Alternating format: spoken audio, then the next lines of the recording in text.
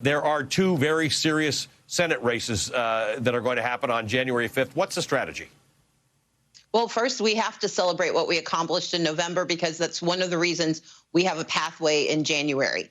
We have to remind voters that they can start again with absentee ballots.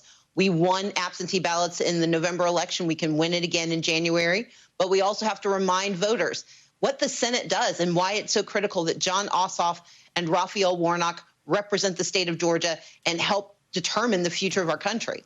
We know that the strategy is, one, to educate voters about the Senate races and about our two candidates. Two, to raise the level of resources that we need to reach pockets of the state of Georgia that still don't believe in their power to be heard. Three, we need to do the work of making sure that we protect the right to vote. We are watching the two sitting senators do their best to create disinformation and to disenfranchise voters. And even they're willing to attack their own people to create the obfuscation that you spoke of earlier about who should be able to win. And so our responsibility is to educate those voters, mobilize those voters, and then protect their right to vote so that we can get to victory in January.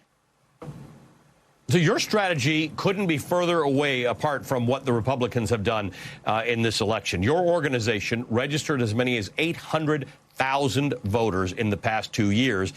Data from the Washington Post shows that only 2% of Georgia's voting population is not registered to vote, which means most of where you are going to be able to make gains is with people who are already registered but maybe didn't vote. Your whole thing is about getting people who otherwise might not be voting to vote. What's your plan for that? I think the word you use is people who don't, they're not convinced of their ability to be heard.